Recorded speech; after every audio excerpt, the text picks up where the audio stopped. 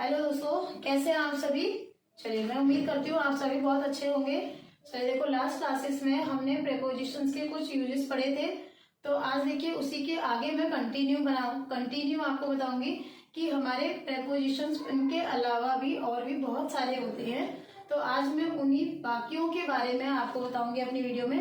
तो प्लीज ध्यान से हमारे वीडियोस को देखिएगा, और जिसने अभी तक हमारे चैनल को सब्सक्राइब नहीं किया है, प्लीज एंड फुल्ली रिक्वेस्ट करती हूँ, प्लीज हमारे चैनल को सब्सक्राइब कीजिएगा, ताकि आपको बहुत सारी वीडियोस या बहुत सारी इंग्लिश आपको हम सिखा पाए। ठीक है, तो चलिए अब आज हम शुरू करते हैं आगे की स्टोरी से। यानी आज भी हम क्या पढ़ेंगे, आज भी हम प्रेपोजिशंस के बारे में ही पढ़ेंगे या सुनेंगे। ठीक है, चलिए आज मैं स्टार्ट करूंगी सबसे पहले इन से। देखो, इन का मतलब क्या होता है, किसी चीज के अंदर। ठीक है, या हम ये भी कह सकते हैं कि मतलब एट द एंड ऑफ। ठीक है, या किसी चीज के खत्म होने पर।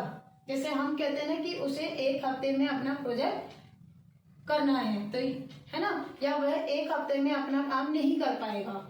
ठीक है, तो उसके लिए भी हम इन लगाते हैं। दूसरा यूज मैंने आपको बताया कि जब हम किसी रेस्ट वाली चीज के अंदर जा रहे हैं, ठीक है, तब भी हम क्या लगाते हैं, इन का यूज करते हैं। फॉर एग्जाम्पल जैसे इन दी रूम, इन द बॉक्स। ठीक है, दूसरा मैंने आपको क्या यूज बताया कि हम एट दी एंड ऑफ के लिए भी क्या लगाते हैं, इन का यूज लगाते हैं। जैसे he could not complete his project in a week, यानी वह एक हफ्ते में अपना प्रोजेक्ट कंप्लीट नहीं कर पाएगा। तो यानी कि वो बिल्कुल एंड होने तक भी पूरा नहीं कर पाएगा, तब हम उसके लिए क्या लगाते हैं, इन का यूज लगाते हैं। ठीक है, चलिए अब देखो मैं यहाँ लिख के भी दिखाती हूँ एग्जाम्पल के थ्रू, और अच्छे से समझेंगे। सबसे पहला यूज मैंने आपको क्या बताया, एट दी एंड ऑफ, यानी किसी चीज के एंड तक, तब भी हम इन लगाते हैं। फॉर एग्जाम्पल जैसे मैंने आपको बोला, he could not complete project in a week, यानी वह एक हफ्ते में अपना प्रोजेक्ट कंप्लीट नहीं कर सकता। ठीक है, तो यानी कि एंड ऑफ द वीक तक भी नहीं कर सकता, तब हम क्या लगाएंगे, इन का यूज लगाएंगे। दूसरा मैंने आपसे कहा कि जब हम किसी चीज के अंदर जा रहे हैं और वो चीज कैसी है, रेस्ट यानी स्टेशनरी चीज है, जैसे रूम, ठीक है, या कोई बॉक्स, उसके अंदर जा रहे हैं हम, यानी इनवर्ड मूवमेंट तो है बट इन अ रेस्ट और स्टेशनरी थिंग्स, तब हम क्या लगाएंगे, इन का यूज लगाते हैं। ठीक है, for the things at the rest, things at rest, या कोई भी जगह जिसको हम स्टेशनरी कहेंगे। ठीक है, फॉर एग्जाम्पल जैसे he entered in a room, वह रूम के अंदर एंटर हुआ। तो रूम क्या है, वो स्टेशनरी चीज है, वो स्टेशनरी जगह है। रूम की दीवारें ऐसा तो नहीं ना हिलती मिलती रहती हूँ, इधर से उधर चले जाती हूँ पैर लगा के, ऐसा तो नहीं होता ना कहीं भी। तो वही कह रही हूँ कि जो चीज स्टेशनरी है उसके लिए हम क्या लगाएंगे, इन का यूज लगाते हैं। अब कहोगे मैम फिर यहाँ पर अगर हम इनकी जगह पर विदिन लगा दें तो क्या गलत हो जाएगा। हाँ, बिल्कुल गलत हो जाएगा। क्यों नहीं लग सकता, क्योंकि विदिन का मतलब होता है बिफोर द एंड ऑफ, यानी वो चीज हफ्ता खत्म होने से पहले की बात करें जब हम, तब हम विदिन लगाएंगे।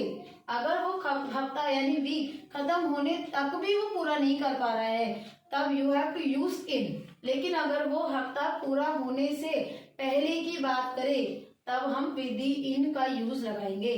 ठीक है, या हम ये कहते हैं कि आपको कहते हैं ना, एक महीने के अंदर अंदर में मतलब ये काम करना है, तो महीना पूरा होने से पहले की बात करें हम, अंदर अंदर का मतलब ये होता है उसी महीने के अंदर ही अंदर करना है, वो खत्म नहीं होना चाहिए, महीना एग्जिट नहीं होना चाहिए टाइम पीरियड, तब हम क्या लगाते हैं, विदिन का यूज लगाते हैं। ठीक है, तो नेक्स्ट यूज क्या हो गया हमारा, विदिन, यानी खत्म होने से पहले, बिफोर द एंड ऑफ, जब हम एंड होने से पहले की बात करें तब हम विद इन लगाते हैं। ठीक है, जैसे बोलते हैं you have to complete this work within a month. ठीक है, विद इन ए मंथ, एक महीने में ये काम पूरा करना ही करना है। तो महीना पूरा नहीं होना चाहिए, उससे पहले काम हो जाना चाहिए।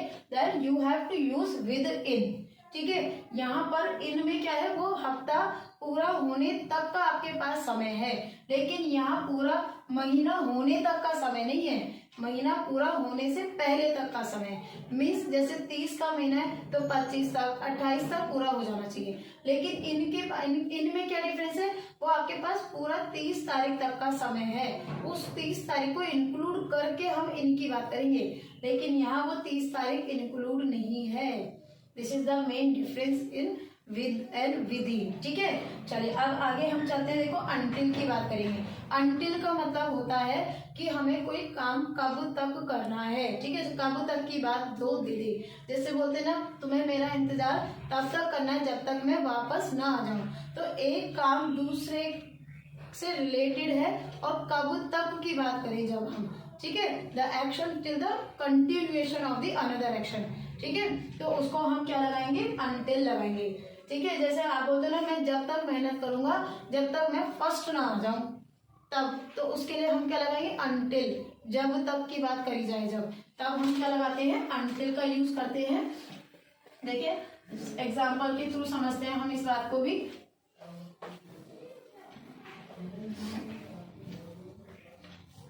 अनटिल, अनटिल का मतलब मैंने क्या बोला अभी, जब तक, जब आपके सामने जब तक की बात आ जाए। ठीक है, till the continuation of the another work, उसकी बात हम करेंगे अनटिल में। फॉर एग्जाम्पल देखिए, जैसे you have to wait until I come back. ठीक है, तो ये कह रहे तुम्हें इंतजार करना होगा मेरे आने तक। तो कब तक, मेरे आने तक, तब हम क्या लगाएंगे, अनटिल लगाएंगे। ठीक है, चलिए अब आगे देखिए, मैं बताती हूँ आपको सिंस का यूज। देखिए सिंस का यूज होता है जब हम किसी एक्शन के बिगनिंग होने का समय बताएं कि वो काम कब शुरू हो रहा है। ठीक है, for the beginning time of the action. For example जैसे हम लोग टेंसेस में भी लगाते हैं सिंस और फॉर का यूज प्रेजेंट परफेक्ट टेंस में, तो हम क्या बताते हैं, वह सुबह से कर रहा है। इट मीन्स काम कब शुरू करा था, सुबह, तो यानी हम बिगनिंग का टाइम बता रहे हैं यहाँ पर। ठीक है, जैसे हम बोलते हैं 2 बजे से कर रहा है। ठीक है, तो कब से कर रहा है, 2 बजे से, यानी शुरू कब करा, 2 बजे करा।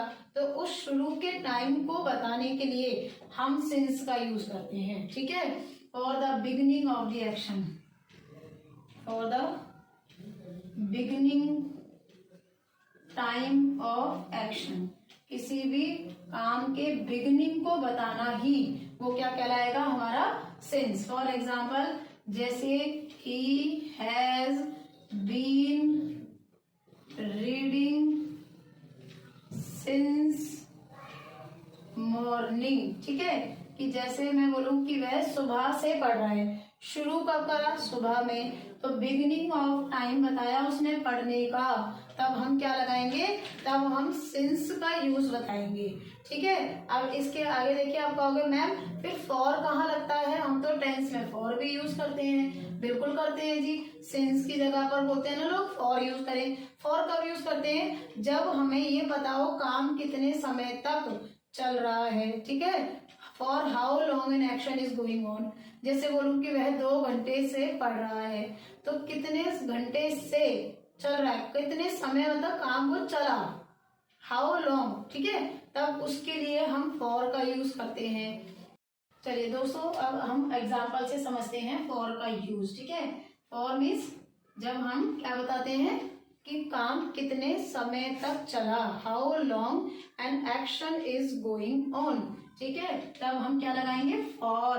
ठीक है, क्या लगाएंगे, for how long an action going on. ठीक है, यानी कितने समय तक काम चला। जैसे मैं बोलूं कि शी हैज बीन डांसिंग, ठीक है, डांसिंग फॉर 3 hours। ठीक है, कि वह कितने घंटे से डांस कर रही है, 3 घंटे से। तो मतलब नाचने का, डांस करने का काम कितने समय तक चला, 3 आवर्स, तब हम क्या लगाएंगे, फॉर। ठीक है, क्लियर थी बात। चलिए अब देखिए नेक्स्ट मैं बताऊंगी आपको ड्यूरिंग। देखो ये जो तीनों मैंने आपको बताया ना, सिंस, फॉर, ड्यूरिंग, अनटिल, ये सारे मैं आपको प्लेस वाले बता रही हूँ, प्रेपोजिशन ऑफ प्लेस है ये सारे। ठीक है, आप ध्यान से देखिए, preposition of place plus preposition of time वाले बता रही हूँ मैं आपको, क्योंकि इस समय देखो टाइम शो हो रहा है ना, कब का आंसर मिल रहा है। ठीक है, अनटिल में भी, सिंस में भी, फॉर में भी आपको हम समय के बारे में ही बता रहे हैं, तो ये क्या हो गया, हमारे प्रेपोजिशन ऑफ टाइम ही चल रहे हैं। चलिए अब देखो ड्यूरिंग का मतलब क्या होता है। ड्यूरिंग का मतलब होता है किसी चीज के दौरान में। ठीक है, ड्यूरेशन बताना, क्या बताना, ड्यूरेशन।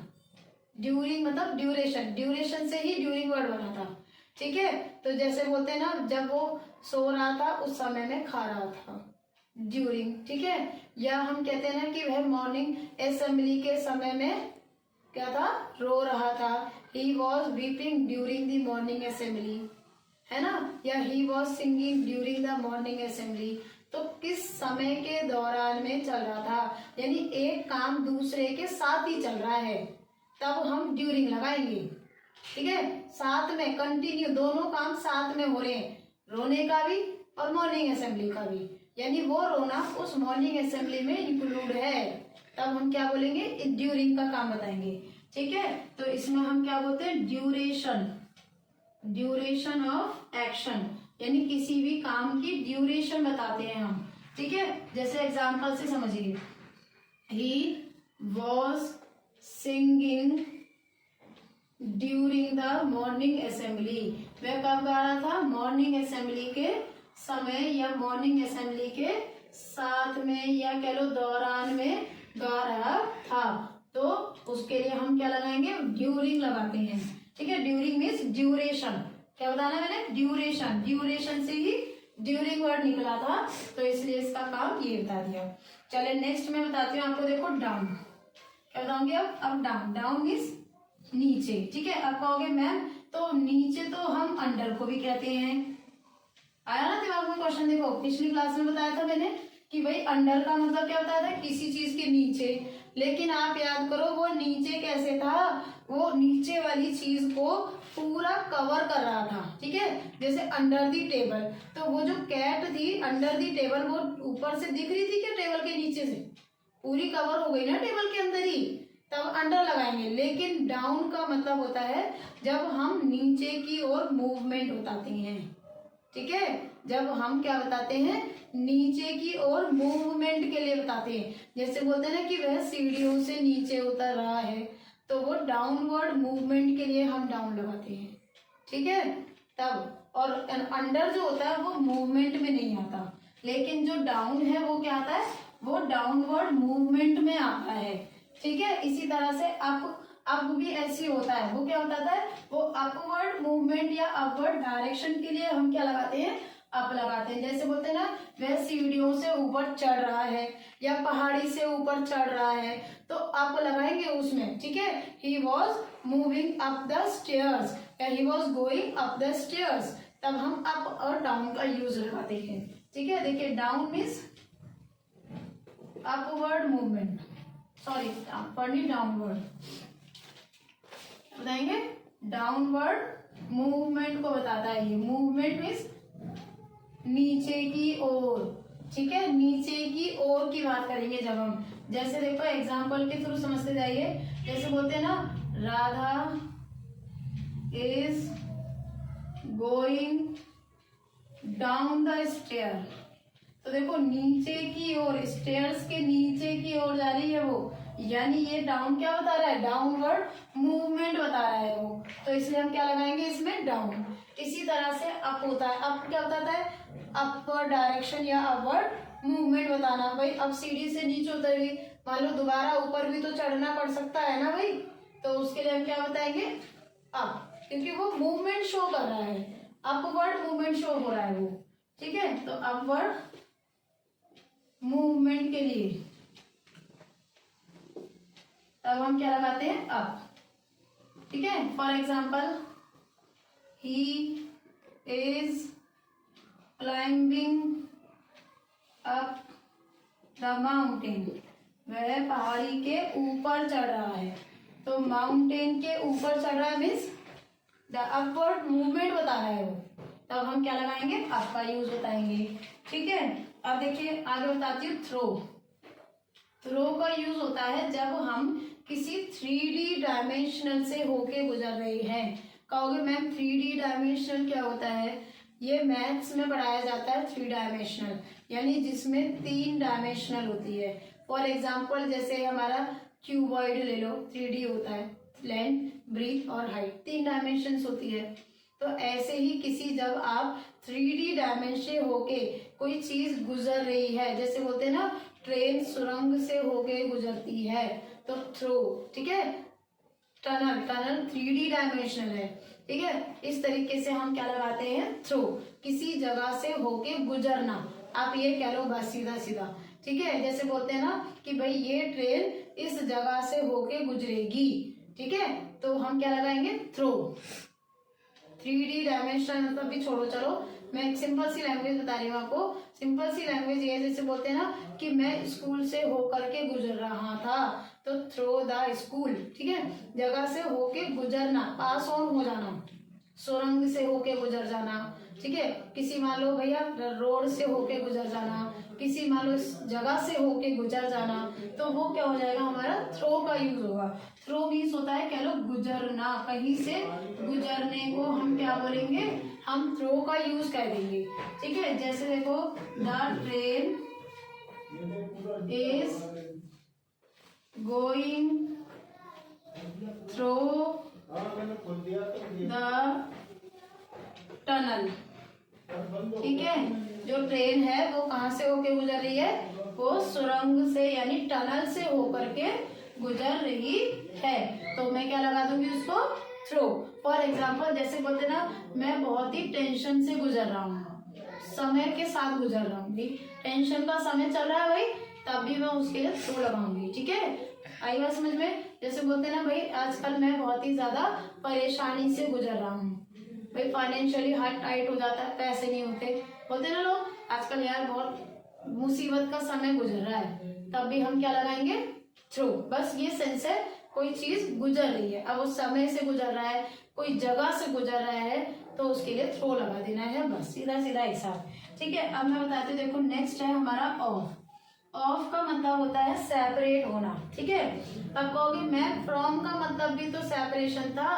देखो फ्रॉम में और ऑफ में दोनों में अंतर ये है, फ्रॉम का मतलब होता है वो अपनी ओरिजिन से अलग हो रहा है, यानी जहां से वो उत्पन्न हुआ वो वहां से अलग हो रहा है, लेकिन ऑफ में वो ओरिजिन से अलग नहीं हो रहा है। ठीक है, जैसे मैंने आपको एग्जांपल बताया था कि the leaves are falling from the tree, तो लीव्स जो है वो निकली कहाँ से थी, ट्री से ही निकली थी, ओरिजिन उनका ट्री तो था, तो वो उसी जगह से अलग हो रही है, ओरिजिन से अलग होना, तब हम फ्रॉम लगाते हैं, और जब ओरिजिन से अलग नहीं होते हैं तब हम ऑफ लगाते हैं। ठीक है, इतना क्लियर। तो यहाँ पर भी हम सेपरेशन की ही बात करते हैं, this is the main difference, separation हो रहा है लेकिन वो ओरिजिन से नहीं हो रहा है। ठीक है, जैसे देखिए example, he cut off the apples। ठीक है, कि भाई वह सेब को काट रहा है, तो वो जो एप्पल का टुकड़ा है, ठीक है, वो अलग हो रहा है, ना, तो यहाँ क्या लगाएंगे, कट ऑफ। क्लियर। तो यहाँ पर देखो सेपरेट हो रहे हैं, टुकड़ों में बट रहा है, अलग अलग हो रहे हैं सब टुकड़े, तो उसके लिए हम क्या लगाएंगे, ऑफ। दूसरा देखो example, he fall of the roof, भाई वह छत से गिर गया। ठीक है, तो अब मुझे ये बताओ क्या उसके ओरिजिन की जगह थी रूफ, क्या वो लड़का जन्म छत में हुआ था, नहीं, तो वो छत से गिर गया, तो क्या मैं उसमें भाई फ्रॉम लगा दूं, नहीं, क्योंकि भाई उसके जन्म की जगह थोड़ी है वो, भाई वहाँ जन्म का मतलब क्या, ओरिजिन मीन्स जहां से उसकी पैदावार हुई, जहां से उत्पत्ति हुई, भाई वो छत में कैसे किसी की उत्पत्ति हो जाएगी, तो किसी भी इंसान की, नहीं हो सकती, तो मैं फिर उसमें भाई फ्रॉम कैसे लगा दूं? बताओ। अब एक बात बताओ, अगर कोई बच्चा है भाई, मान लो वो छत में पैदा हुआ, तो क्या हम उसका ओरिजिन बता देंगे? वो नहीं बताएंगे। भाई गिर गया जो गिर गया, है ना। हाँ, अगर आप ये कहो भाई कि भाई फल पेड़ से गिर रहा है, तो फिर हम फ्रॉम लगाएंगे, क्योंकि भाई फल जो है वो पेड़ में ही उगता है। ठीक है, तो this is the difference between the from और ऑफ। ठीक है, चलिए अब आगे देखो, मैं बताती हूँ आपको विद और बाय का यूज। देखो, विद मतलब भी द्वारा ही होता है और बाय का मतलब भी द्वारा ही होता है। अब कहोगे तो मैम दोनों का मीनिंग सेम है, तो यूज अलग अलग क्यों है? भाई दोनों वर्ड अलग है, तो यूज अलग अलग क्यों नहीं हो सकते? अब एक बात बताओ, भाई एक आदमी के नाम के कई लोग नहीं मिलते दुनिया में, तो क्या सबके खानदान एक ही में रख दूं? जो तुम्हारी बात करी जाए तो, है भाई एक रिंकी नाम का बच्चा कई जगह मिलेगा, नहीं मिलेगा? तो क्या उसकी जो रिंकी ओरिजिनल, एक रिंकी की माँ सब रिंकियों को अपनी बेटी बता देगी क्या? फिर तो बताओ, फिर मैं बाय और विद का यूज जो है अलग अलग क्यों ना करूं? मीनिंग सेम है तो क्या हुआ, यूज तो अलग हो सकता है भाई। ठीक है, तो यूज जो है वो इनका अलग अलग है। ठीक है, अब देखो वो यूज है क्या। पहले यूज ये है कि अगर मान लो किसी पर्सन के द्वारा कोई काम किया जा रहा है, तब हम लगाते हैं बाय। और जब किसी इंस्ट्रूमेंट को लेके यूज करके हम काम कर रहे हैं, तब मैं विद लगाऊंगी। जैसे मैं अभी बोर्ड में किस चीज से लिख रही हूँ?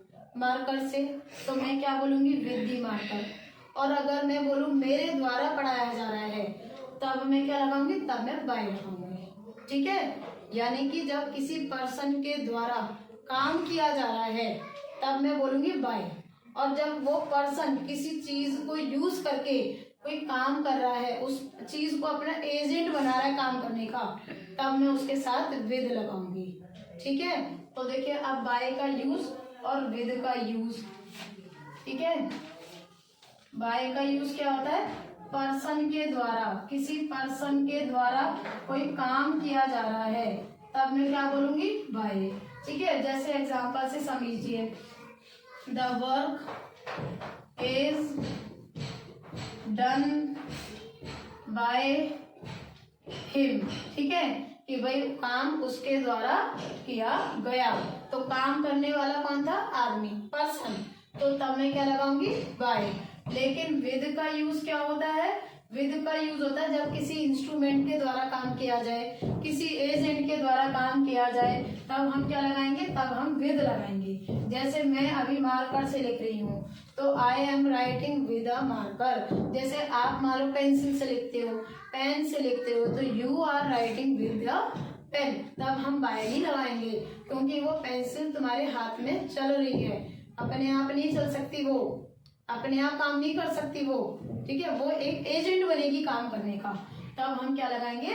तब हम यूज ऑफ इंस्ट्रूमेंट, किसी भी चीज का यूज होना। जैसे भाई जो भी वर्कर होता है वो अपने औजारों से काम करता है, तो वो विद लगाएगा वहां पर कि भाई वह अपने औजार से काम कर रहा है, तो he is doing his work with the instrument या विद हिज, मतलब जो भी उसके लेबर औजार है वो।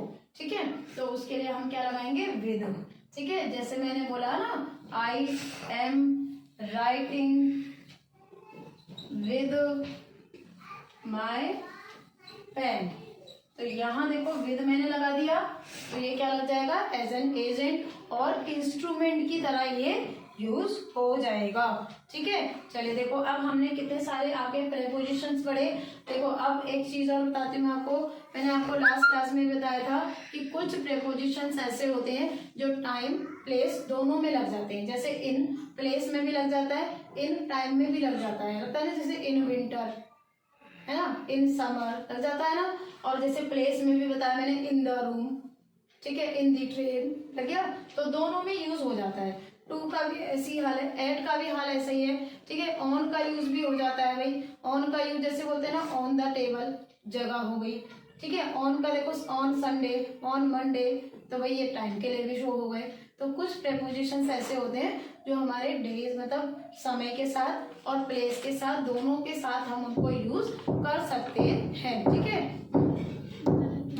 तो उसके साथ हम भी यूज कर सकते हैं। तो प्लीज अगर आपको प्लीज हमारे चैनल को शेयर कीजिए, सब्सक्राइब कीजिए। मैं उम्मीद करती हूँ कि आपको मेरा समझाना पसंद आए और इसी तरीके से आप हमारे चैनल को शेयर करें, सब्सक्राइब करें।